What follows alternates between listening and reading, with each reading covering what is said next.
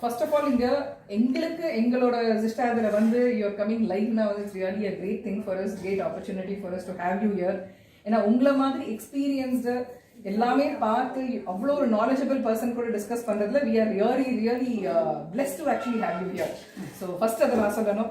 அன்எக்ஸ்பெக்டடாக meet பண்ணேன் and that is another blessing that it just happen today and so happy that I here. So உங்கள் கூட இவ்வளோ நேரம் chat பண்ணுறது நிறைய நான் கற்றுண்டேன். அதை I wanted to share it with more individuals, more people. நிறைய பேர் பார்த்துட்டு இருக்கா. Lot of them are waving and saying hi to you actually. So I wanted to share those knowledge. நீங்கள் சின்ன வயசுல நீங்கள் பார்த்தது, வளர்ந்தது, நீங்கள் பார்த்த அந்த ட்ரெடிஷ்னல் குக்வேர், இப்போ நம்ம பேசிட்டு இருந்தோம், இப்போ people are moving in to nonstick, harmful, எவ்வளோ கெமிக்கல்ஸு அண்ட் அந்த காலத்தில் எப்படி யூஸ் பண்ணினா அழகா, எப்படி பண்ணக்கூடாது. நீங்கள் சொன்னது எனக்கே நிறைய ஒரு 50% இன்ஃபர்மேஷன், மோர் தென் 50% நானே எனக்கு உங்கள்கிட்ட கற்றுனேன். So would love to hear from you all that. அதுக்கு தான் எனக்கு வாண்ட் டு கோ லைவ். அதாவது எங்கள் அம்மா ஜென்ரேஷன், எங்கள் அம்மாவோட அம்மா, அந்த 2 ஜென்ரேஷனையும் சமைக்கிறது பார்த்துருக்கேன். நான் பார்ட்டிசிபேட் பண்ணிட்டு இருக்கேன் அதில். எங்கள் பாட்டிக்கு எல்லா ஹெல்ப்பும் பண்ணி, பாட்டி ஒரு இடத்துல உட்காந்து சமைப்பா. அந்த காலத்தில் தரையில் எல்லாம் கொண்டு கொடுத்து எண்ணெய் போடுறா, எண்ணெய் வைக்கிறா, எல்லாத்தையும் நோட் பண்ணி அந்த மாதிரி பண்ணுவோம். அம்மா காலம் வரும்போது அம்மாவோட இருந்து சமைச்சு, அம்மாவோட முடியாத அசௌகரியமான நாட்களில் தனியாக சமைச்சு, அப்போ எப்படி விறகடுப்பு, அதுக்கப்புறம் கேஸ் கிடையாது, அந்த மண்ணெண்ணெய் அடுப்பு, அது என்ன சொல்கிறது, கெரசின் ஸ்டவ், அது ஒரு பம்பிங் ஸ்டவ், அதில் மண்ணெண்ணெய் விட்டு பம்ப் பண்ணி அது அந்த மாதிரி எல்லாம் பண்ணியிருக்கோம். ஒரு தடவை நான் ஒரு ஆர்டிக்கல் படித்தேன். மிலிட்ரியில் ஒரு பயங்கரமான ஒரு ஃபுட் பாய்சன் அந்த சோல்ஜர்ஸ் எல்லாம் அஃபெக்ட் ஆகும். ஆனால் ஆஃபீஸர்ஸ் எல்லாம் அவளுக்கெல்லாம் ஹையர் அஃபிஷியல்ஸ்க்கெல்லாம் ஒன்றும் வரல. அப்போ பார்க்கும்போது தான் சோல்ஜர்ஸ் எல்லாம் அலுமினியம் தட்டு, அலுமினிய கோவலை, இவாளுக்கெல்லாம் சில்வர். அப்போ தான் புரிஞ்சுது எதுக்காக சில்வர் நைவேத்தியத்துக்கு சாப்பிட்றதுக்கு எல்லாம் யூஸ் பண்ணுறா அப்படின்னு. ஆற்றுல நம்மளுக்கெல்லாம் எவர் சில்வர் தட்டு போடுவா. எங்கள் பாட்டி ஆற்றுல விருந்து வந்தால் வெள்ளித்தட்டில் சாப்பாடு போடுவாள். ஏன்னா அவளுக்கு ஏதாவது கண்டேஜியஸ் டிசீசஸ் இருக்கலாம், நம்மளுக்கு தெரியாது. நம்ம ஆற்றுக்காரன்னா யார் யாருக்கு என்னென்ன இருக்குது தெரியும். அதனால் எங்கள் பாட்டி சொல்லுவாள், வந்த வாழ்க்கை கட்டாயம் வெள்ளித்தட்டு தான் போடும், வெள்ளி டம்ளரில் தான் கொடுக்கணும். அவள் போன பிறகு தேய்ச்சி அலம்பி அதை எடுத்து வச்சுப்போம். அதெல்லாம் அப்போ நம்ம என்னவோ என்ன டிஸ்கிரிமினேஷன் பண்ணுற மாதிரி தோணினாலும் அதில் எவ்வளோ பெரிய சயின்டிஃபிக் ஹைஜீன்லாம் இருக்குங்கிறது லேட்டராக வயசு ஆக ஆக நிறைய விஷயங்கள் படிக்க தான் புரிஞ்சுது. இப்போ வெள்ளின்னா எல்லாராலையும் யூஸ் பண்ண முடியாது, அது கொஞ்சம் காஸ்ட்லி மெட்டல். அதனால தான் நம்மளுக்கு கல் சட்டி, மண் சட்டி, வெங்கல சட்டி, இரும்பு சட்டி அதெல்லாம் காமனாக எல்லாராலையும் உபயோகப்படுத்த முடியும். அந்த காலத்தில் புவர் பீப்புளெலாம் மண் கலையத்தில் தான் சமைப்பா. சாதம் வடிப்பா, கம்பங்கூழ் காய்ச்சுவா, சோளக்கூழ் காய்ச்சுவா, அதுலேயே தண்ணியை ஊற்றி வச்சுருப்பா. அதை தண்ணியை விட்டு கரைச்சி மறுநாள் ஒரு வெங்காயமும் பச்சை மிளகாயும் வச்சுன்னு குடிப்பா. அதனால தான் அவளால் ஃபிசிக்கல் லேபர் அவ்வளோ செய்ய முடிஞ்சுது. நம்மளாம் போய் குனிஞ்சு நாற்று நட சொன்ன 10 நட்டோடனே போஃபோம். அவள் மணிக்கணக்கில் குனிஞ்சு நாற்று நடுவா, கதிர் அறுப்பா, எல்லாம் பண்ணுவாள். அதுக்கெல்லாமே அவளுக்கு எந்த விதமான பாக்டீரியலோ வைரலோ இன்ஃபெக்ஷன் வராமல் இருந்ததுக்கு காரணம் அவள் உபயோகப்படுத்தின சாமான்கள் தான். அந்த மண் கலையம், மண் சட்டி எல்லாம் மண்ணிலே யூஸ் பண்ணுவாள். பானை சாதம் அதிலே வடிப்பா, களி அதிலே காய்ச்சுவா. அதே மாதிரி ஒரு சட்டி வச்சுருப்பா, அதில் தான் குழம்பு வைப்பா, கீரை கடைவா. மண்ணிலேயே இருப்ப சட்டி மாதிரி ஒரு பாட்டு வச்சுருப்பா, அதில் தான் நிறைய வெங்காயம் பூண்டெல்லாம் நிறைய சாப்பிடுவா. அந்த மாதிரி அவளோட ஹெல்த்துக்கு காரணமே அவள் சமைக்கிறதுக்கும் சாப்பிட்றதுக்கும் உபயோகப்படுத்துகிற பாத்திரங்கள் தான். இப்போ நம்மளோட பாட்டி இல்லாமல் அப்படி தான் உபயோகப்படுத்தின்னு இருந்தா. நம்ம தான் எல்லாத்தையும் தலைகீழ மாற்றிட்டோம். சோப்பை போட்டு தேய்க்கணுங்கிறதுக்காக ஈஸியாக தேய்க்க முடிகிற, அதுக்கு ஒரு காரணம் வேறு சொல்லுவேன். எங்கள் காலத்தில் வேலைக்காரியே கிடையாது பாத்திரம் தேய்க்க. நானே சொல்லுவேன் எல்லாருக்கிட்டேயும். அதனால் இப்போ எது சௌரியமோ அதை யூஸ் பண்ணலாமா பார்க்குறேன் அப்படின்னு. இப்போது அது மாதிரி மாறிட்டு வரோம். அந்த காலத்தில் வெங்கல பானையில் சாதம் அடிப்பேன். முக்கால் சாதம் வெந்த உடனே சாத்தை வடிச்சுட்டு கீழே இறக்கி வச்சு அடுப்புக்கு பக்கத்தாப்புல அந்த வாய் ஓரத்தில் வச்சு சிப்பல் தட்டை போட்டு மூடி அது மேலே ஒரு சட்டியை கவுத்து வச்சுட்டால மற்ற சமையல்லாம் முடிச்சு சாப்பிட வரும்போது அந்த சாதம் போல ஃபுல் பாயிலாக இருக்கும்.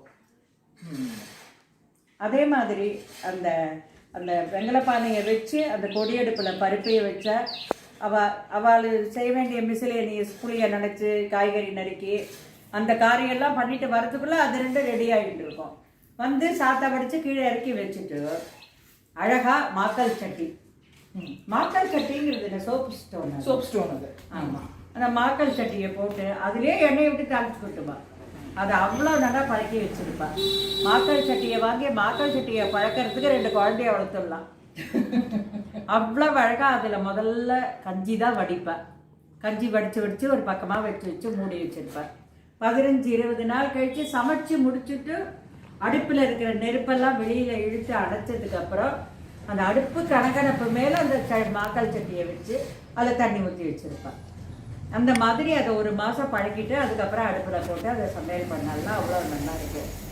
அதில் சாம்பார் பண்ணலாம், ரசம் பண்ணலாம், பத்து குழம்பு வைக்கலாம், கீரை மசிக்கலாம், பொரிச்ச குழம்பு, அவியல் குழம்பு. நீங்கள் என்னெல்லாம் சைட் டிஷ் பண்ணுறீங்களோ ட்ரெடிஷ்னல் சமையல் என்ன சைட் டிஷ் பண்ணுறீங்களோ அதெல்லாம் அதில் பண்ணுவாள். ஆனால் அவள் அதில் வெங்காயம் பூண்டை மட்டும் சேர்த்த மாட்டாள். அதுக்கு காரணம் என்னென்னா இன்றைக்கி காரணம் எனக்கு கூட அதில் க்ளூ மீரா கிட்டேருந்து கிடச்சிது. எப்படி தண்ணிக்கு மெமரி பவர் இருக்கோ அந்த மாதிரி கல்ச்சட்டிக்கு ஒரு மெமரி பவர் இருக்கும்னு நினைக்கிறேன். ஏன்னா மீரா சொன்னதுலேருந்து என்னோட எக்ஸ்பீரியன்ஸ்லேருந்து புரியறது அதுதான். ஏன்னா அந்த கல்ச்சட்டி எல்லாரையும் தொட விட மாட்டேன். குழந்தைகள்லாம் ஸ்கூலுக்கு போயிட்டு வந்தாலும் தொட விட மாட்டேன். அதை நம்மளோட வைப்ரேஷன், நம்மளோட அதிர்வுகள் பாசிட்டிவாக இருக்கும்போது மட்டும்தான் அதை தொடணும். நெகட்டிவாக எப்போ இருக்கோ அப்போல்லாம் கல்ச்சட்டியை தொட விட மாட்டேன். கல்ச்சட்டியில் ஊறுகாய் போடுவாள், கல்ச்சட்டியில் உப்பு வாங்கி வைப்பாள். கல்ச்சட்டியில் பண்ணாத விஷயமே கிடையாது. பாயசம் வைக்க மாட்டேன். ஏன்னா குழம்பு அதெல்லாம் பண்ணி அதில் உப்பு அந்த சட்டியில் ஊறி இருக்கும். அதனால் அது குழம்பு, ரசம், வத்த குழம்பு எல்லாம் பண்ணலாம். அது 1 நாள் 2 நாள் இருந்தாலும் அதில் சாமான் வீணாக போகாது. அதுக்காக 2 நாள் வச்சு சாப்பிடுங்க ஒன்று சொல்லலை, ஒரு உதாரணத்துக்கு சொன்னேன். காலையில் தூங்கி எழுந்திருந்து நம்ம 8-10 மணிக்கு சமைச்சு முடித்தோம்னா சாயந்தரம் வரைக்கும் அந்த பண்டம் வீணாக போகாமல் அந்த சட்டியில் அவ்வளோ நல்லா இருக்கும். அந்த மெமரி பவர் அந்த இதுக்கு இருக்கிறதுனால அதை என்ன பண்ணுவான்னா யாரையுமே க்ளீன் பண்ண கூட விட மாட்டாள். அதை ஆற்றுக்காராக தான் க்ளீன் பண்ணணும். நைஸாக கொண்டு போய் அந்த வேலைக்காரிகிட்ட ஒரு நாள் கொடுத்துட்டேன் நான் தேய்ச்சி கொடுறேன்னு, அவ்வளோதான், அதை கண்டம் பண்ணிவிடுவாள். அது நம்ம தான் க்ளீன் பண்ணணும், நம்ம தான் பார்த்துக்கணும். குழந்த மாதிரி அது குழந்தைக்கு கழுத்து சுளுக்கினுடனே யாருக்காவது கொடுப்போமா, கொடுக்க மாட்டோம் இல்லையா? அது மாதிரி கச்சிட்டியை யார் கையிலையும் கொடுக்கக்கூடாது, நம்ம தான் வச்சுக்கணும். அதை அந்த காலத்தில் ரொம்ப ஹைஜீனாக தேய்ப்பா. கொஞ்சம் சாணியும் கொஞ்சம் உமியும் வச்சு அதை நல்லா உமி ஸ்க்ரப்பர் மாதிரி அந்த காஞ்சி கீஞ்சி ஏதாவது ஒட்டிகிட்டு இருந்தால் கூட அதுலேருந்து க்ளீனாக வந்துடும். உமிங்கிறது பிராண்ட் ஓகே அப்படி பண்ணுவாள். அது கல்ச்சட்டியில் சமைச்சு சாப்பிட்றதுங்கிறது பாக்கியசாலிகளுக்கு தான் கிடைக்கும். அது போன தலைமுறைக்கு கிடைச்சிது, எங்கள் தலைமுறைக்கு குறிப்பிட்ட வயசு வரைக்கும் கிடைச்சிது. அப்புறம் நாங்களாக தான் மாறிட்டோம். இப்போவும் எங்கிட்ட ஒரு கல்ச்சட்டி இருக்குது சாம்பார் வைக்கிறதுக்கு, கீரை மசிக்கிறதுக்கு, ஒரு மண் சட்டி இருக்குது கீரை மசிக்கிறதுக்கு. அதே மாதிரி ஈயம். இப்போ கல்ச்சட்டியில் இப்போ நீங்கள் வச்சுருக்கிறதோ இல்லை உங்கள் அம்மா வச்சுருந்ததோ வழி வழியாக வந்ததா? எவ்வளோ வயசு இருக்கும் அதுக்கெலாம், அந்த கல்ச்சட்டிக்கெலாம்? ஏன்னா இப்போ என்ன எல்லாரோட கொஸ்டின்ஸ்னா வழி வழியாக வருமா? இப்போ நான் சொல்லலாம் வழி வழியாக வரும்னு. ஆனால் நீங்கள் யூஸ் பண்ணினது வழி வழியாக வந்ததா? எவ்வளோ வருஷம் இருக்கு அது வயசு இருக்கும்? எங்கள் அப்பா கஸ்டம்ஸில் வேலை பார்த்தார். 3 வருஷத்துக்கு ஒருத்தரம் பொட்டி கட்டுவார். அப்போல்லாம் சாமான்லாம் கட்டி இப்போ மாதிரி ரோட் டிரான்ஸ்போர்ட் தனி ப்ரைவேட்டெல்லாம் கிடையாது. டிவிஎஸில் தான் புக் பண்ணணும். அதனால் எங்கள் அம்மா கல்ச்சட்டிலாம் ஊர்லேருந்து ஒரு ஊர் வரும்போது உடஞ்சி போயிடும். அதனால் வழி வழியாக வந்தது எங்கிட்ட இருக்கிறது கிடையாது. நான் வாங்கி பழக்கினது தான் என்கிட்ட இருக்குது.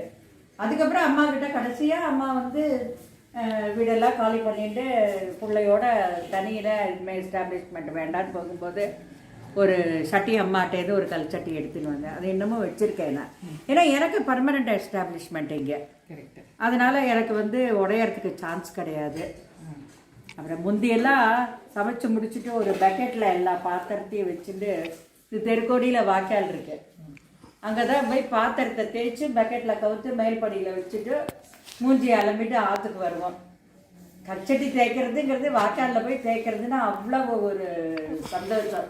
அங்கேயே ஒரு ஒரு இலை இருக்கும், அந்த இலை பேரெல்லாம் எனக்கு தெரியாது, அது ஒரு கருப்பு பச்சையுமா இருக்கும், அதை பறித்து தேய்ச்சா போகிறோம், அவ்வளோ நல்லா எல்லா பாத்திரமும் விளைக்கும். இப்போ மாதிரி அப்போ அந்த சோப்பு சவுக்காரெல்லாம் கிடையாது. இழுப்பத்து உள்ள ஒன்று கிடைக்கும், இழுப்பை எண்ணெய் எடுப்பா இல்லையா, இழுப்பக்காயிலேருந்து அதில் வர புண்ணாக்கை வந்து வேக வச்சு அரைச்சி இழுப்பை பொடி பண்ணி வச்சுருப்பா. அந்த இழுப்பை பொடியை தான் ஒரு கிண்ணத்தில் போட்டுட்டு போவோம், அதை வச்சு தான் தேய்ப்போம். அதான் ஆர்கானிக். இப்போ ஆர்கானிக்ங்கிறோம், அப்போ ஆர்கானிக்காகவே வாங்க. ஆமாம், ஆர்கானிக்காகவே வாழ்ந்தோம். தேய்ச்சிட்டு வருவோம். அந்த கல் சட்டி தேய்ச்சிட்டு வந்தால் தான் மாமியார் வந்து சர்டிஃபிகேட் கொடுக்கணும். அதை விரலால் இப்படி இந்த கல் சட்டியை தொட்டு பார்த்து இப்படி விரல பார்ப்பா. கறி இல்லைன்னா ஓகே, கறி இருந்தால் அந்த இன்னொரு தடவை போய் தேய்ச்சின்னு வா குட்டி அப்படின்ட்டுருவா. குட்டி குழந்தை ரெண்டு தான் சொல்லுவாள், பேரெல்லாம் அதிகம் சொல்ல மாட்டேன். ஈயச்சொம்பு சொல்லிட்டு ஈயச்சொம்பு அது ஈயம் வந்து எந்த விதத்தில் உடம்புக்கு நல்லதுங்கிற சயின்டிஃபிக் ரீசனாக எனக்கு தெரியாது. இன்னும் படிக்கலைன்னா அது தெரிஞ்சுட்டு சில ஃபேக்டர்ஸ் அதில் இருக்குன்னாலும் அது எனக்கு இப்போ சொல்கிறதுக்கு ஞாபகம் இல்லை. ஆனால் வழியாக ஈயச்சொம்பில் தான் ரசம் வைப்பேன். புளியை கரைச்சி விட்டு ரசப்பொடியை போட்டு உப்பையும் போட்டு பெருங்காயம் போட்டு அது 1/4 அதில் வாட்டரை விட்டு அதை குமட்டியில் தான் வைப்பேன். நின்று தான் ரசம் கொதிக்கணும். ரசம் ரொம்ப நேரம் கொதிக்கக்கூடாது. ரசம் கொதித்த உடனே 10 நிமிஷம் ஆன உடனே பருப்பை எடுத்து அதுக்கு தேவையான பருப்பை எடுத்து நல்லா தண்ணியை விட்டு கரைச்சி அந்த கரைசல் அந்த தெளிவை தான் அதில் ரசத்தில் விடுவேன். இளநீர் மாதிரி இருக்கணும் ரசம் அப்படின்பா எங்கள் பாட்டி. அதாவது கொஞ்சம் பருப்பு இருந்தால் கூட அது போய் நம்ம கொஞ்சம் அசந்து மருந்து அப்படி இப்படி போனோன்னு வச்சுக்கோ, கீழே போய் செட்டில் வச்சுன்னா ஈயச்சொம்பு உருகிடும். அதனால் ஈயச்சொம்பை மட்டும் ரொம்ப கண்குத்தி பாம்பாக பார்த்து தான் அதை பண்ணணும். சில பேர் என்ன பண்ணுவான்னா கல் சட்டிலேயே ரசத்தை வச்சு ஈயச்சொம்பில் ஊற்றி வச்சுடுவாள். அது ஈயத்தோட வாசனைக்காக. அது ஏதோ ஒரு நல்லது இருக்குது, அது என்னன்னு எனக்கு அவ்வளோவா தெரியல. ஈயச்சொம்பை தேய்க்கிறதே ஒரு பெரிய கல்யாணம் மாதிரி இருக்கும். நல்லா அந்த ஊமி சொல்லுவாள், இந்த பிரான், அது வந்து ஸ்க்ரப்பர் மாதிரி வேலை பார்க்கும். அதுவும் எங்கள் அம்மா தேய்ச்சாலாம் அதுக்கு ஈடு இணையே கிடையாது. முதல்ல அதை வெட் பண்ணி நல்லா அதை தேய்ச்சி அலம்பி எடுத்துருவா. எடுத்து அதை கவுத்து வச்சுட்டு மற்ற பாத்திரம் தேய்ச்சி கவுக்கிறதுக்குள்ளே இது காஞ்சி போயிடும். வந்து ட்ரையாக கொஞ்சம் உண்மையை வச்சு அதை உள்ளேயே வெளியிலேயே தேய்ச்சி அதை துணியை வச்சு தொடச்சி என்னவோ குழந்தை குளிப்பாட்டுற மாதிரி அதுக்கு அபிஷேகம் பண்ணுவாள். அதே மாதிரி நம்ம அதில் அந்த பித்ரு காரியங்கள்லாம் பண்ணும்போது அந்த ஈய பாத்திரத்தில் எல்லா பண்டமும் சர்வ் பண்ணுறதுக்கு எடுத்து வச்சுப்பாள். வெங்கல பாத்திரம், இரும்பு சட்டி, மாக்கல் சட்டி வந்து சேர்த்துக்க மாட்டேன். ஆற்றுல சமையல் பண்ணுற பாத்திரம் எடுக்கவே மாட்டேன். அதுக்குன்னு வெங்கல சட்டி தான் எடுப்பாள். அந்த இப்போ கூட பாத்தியா நீ என்கிட்ட ஒன்று இருக்கேன், அதில் தான் எல்லாம் பண்ணுவாள். அது 2 உண்டு வெங்கல சட்னி. அது இன்னும் ஒரு அழகான இப்பெல்லாம் அந்த மாதிரி கிடைக்கிறதே கிடையாது. அதில் வந்து இப்போ எங்கள் மாமனார் திவசத்துக்கு என்ன பண்ணுவோன்னா தட்டிப்பால் உண்டு. ஒரு அடுப்பில் அதை போட்டு ஒவ்வொரு டம்ளராக தட்டிப்பால் விட்டு இடத்துக்கையால் இப்படி கலரிண்டே இங்கே சமைப்போம். அந்த தட்டிப்பால் கிளறி வந்தோடனே அது ஒரு கிண்ணத்தில் எடுத்து வச்சுட்டு குக்கர்லேருந்து அந்த பாயச குருணையை தூக்கி அதில் போட்டு அதில் பாலை விட்டுட்டுருக்கோம். அது ஒரு அடுப்பு அதுதான் நடந்துட்டுருக்கோம். அது வந்து பாலில் திருப்பி அந்த அந்த குருணை சாதம் நல்லா வெந்து அதுக்கு ஜீனியை போட்டவுடனே துறன்னு ஆகிடும். அது வந்து திருக்கும். அந்த ஒரு வெங்கல சட்டிக்கு அது 2 தான் வேலை. கட்டி பால் காய்ச்சணும், பால் பாயசம் வைக்கணும். அப்புறம் இன்னொரு வெங்கல சட்டிக்கு தான் மற்ற டிஷ்ஷஸ்லாம் பண்ணுறதுக்கு பொரிச்ச கூட்டு, ரசம், மோர் குழம்பு, கறி, கூட்டு நல்லா பண்ணுவோம் நம்ம. சரி, அது சாதம்லாம் வடிப்பேன். சாதம் வெங்கல பானையில் வடிப்போம். அந்த வெங்கல சட்டிலையும் சாதம் உப்புமா கலரினா, அரிசி உப்புமா கலரினா அப்படி இருக்கும்.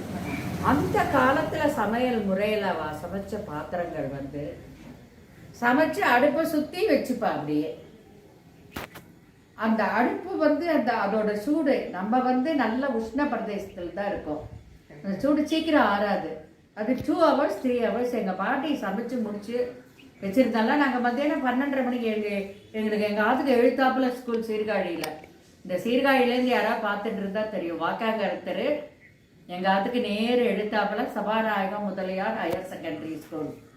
அதாவது elementary school, middle school, high school higher secondary school எல்லாம் இதாக ஒவ்வொரு இதுவாக அந்த ஸ்கூல்லேருந்து ஒரு மணி அடிக்கிறது உடனே 2வது நிமிஷம் மணி அடித்து அவன் முடிச்சு கம்பி வைக்கிறதுக்குள்ளே நாங்கள் ஆற்றுக்கு வந்துடுவோம்.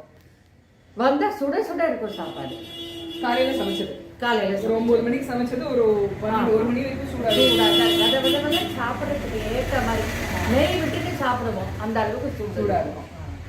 அதுக்கப்புறம் கொஞ்சம் பெரிய பொண்ணாக ஆன பிறகு எல்லாரும் சாப்பிட்ட பிறகு அதெல்லாம் ஒழிச்சு போட்ட பிறகு அடுப்பை சுற்றி மொழுகணும்.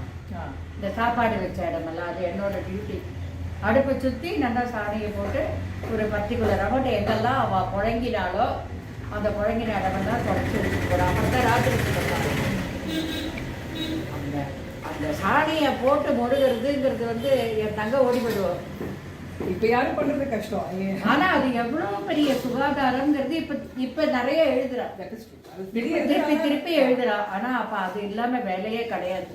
எல்லாமே காலம்புற வாசல் தெளிக்கிறதுலேருந்து பித்ரு காரியத்துக்கு காலாரம்புற வரைக்கும் அது உண்டு.